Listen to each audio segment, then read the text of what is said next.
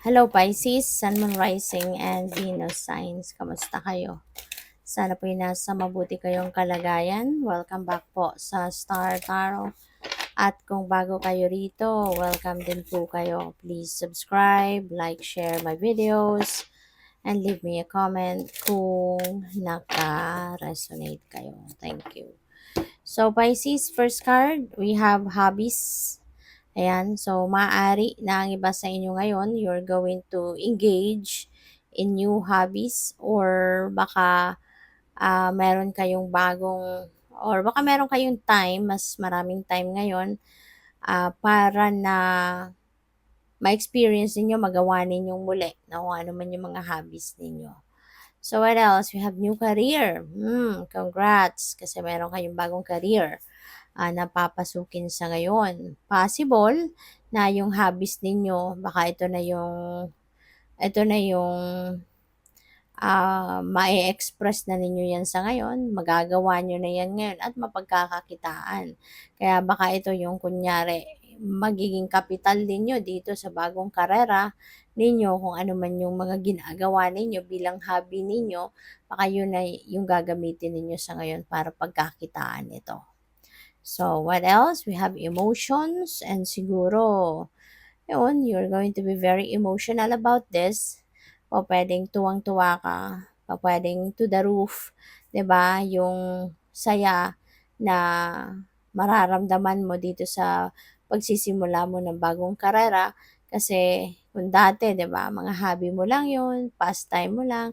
Tapos ngayon, interest mo din 'yun. So, tas ngayon magiging super to the moon. Kumbaga, ang tuwa mo, ang saya mo kasi mapagkakakitaan mo na ito, 'di ba? At the same time, magagawa mo yung passion mo, magagawa mo yung interest mo, at pagkakakitaan mo. Kaya you're going to be very happy and joyful. Kaya, kumbaga, mixed emotions siguro ang maaaring nararamdaman ng iba sa inyo sa ngayon. So, by the way, maraming salamat for subscribing. And if you haven't subscribed yet, subscribe na kayo. And also, maraming salamat din for not skipping the ads. Malaking bagay yan sa akin. And also, please click the join button sa baba ng video kung gusto niyo na mag-join sa membership. So, we have Hierophant. Baka ang iba sa inyo dito may mga consultations na gagawin sa mga spiritual people. Pwedeng maghingi kayo ng advice, inspiration from siguro mga mentor ninyo, spiritual guide, counselor, ganyan. Or pwedeng meron kayong mentor, 'di ba?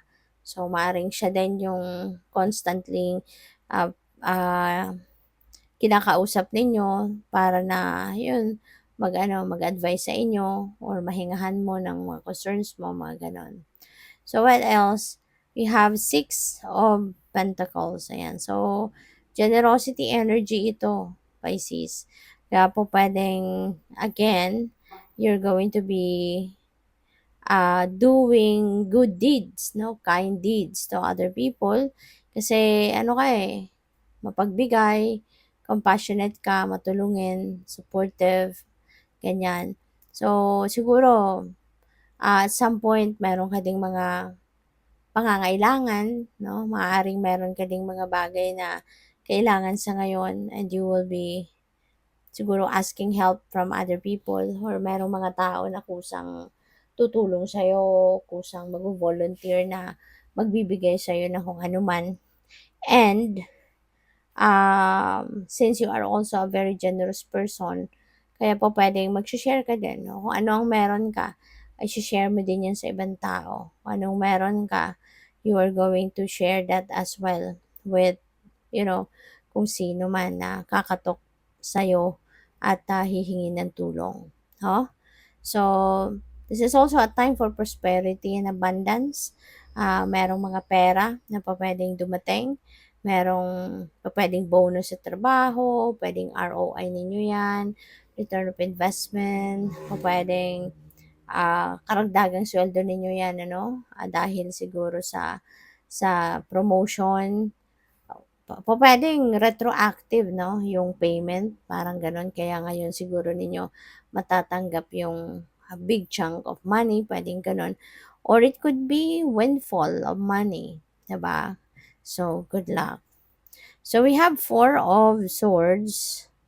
Pupuwedeng paghahanda ito sa inyo ng universe kasi meron kang you're going to embrace a new career, 'di ba? And since this is a new career, this is something new for you. So kahit papaano, mag-a-adjust ka diyan sa mga tao na makakasama mo, mag-a-adjust ka sa schedule, mag-a-adjust ka sa mga gagawin mo. Kasi syempre, this is not siguro something 'no, na kung anong dati mong ginagawa, exactly the same.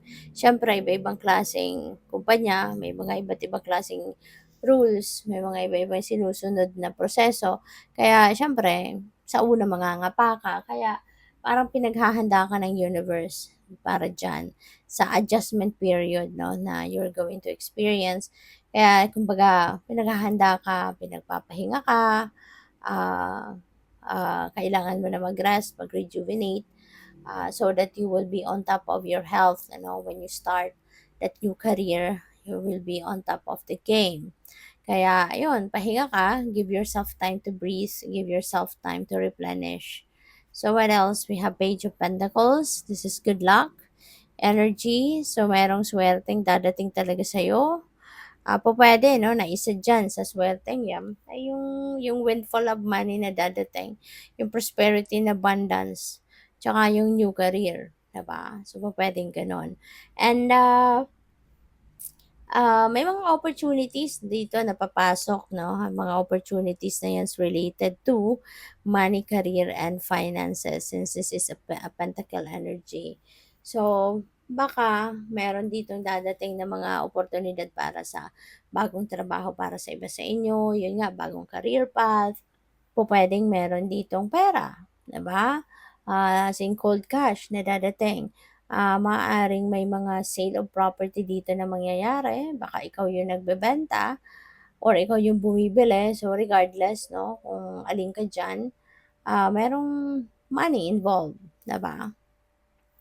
So, what else? So, we have Seven of Cups. Ayan. So, siguro 'no, marami kayong pagpipilian na career path, 'di ba? Kaya ang advice sa inyo dito ng universe, piliin ninyo mabuti. Choose wisely. Okay? Piliin ninyo mabuti, weigh things out. Tignan ninyo, magdesisyonan ninyo kung ano talaga yung best para sa'yo, ano yung mas makakabuti sa'yo, ano yung mas makakatulong sa'yo na ah, career, then yun ang piliin ninyo. Okay? Good luck. Thank you for watching. Love and light. Namaste.